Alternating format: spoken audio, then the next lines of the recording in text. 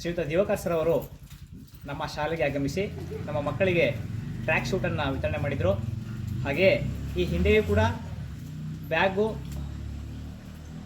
computer ಮತ್ತು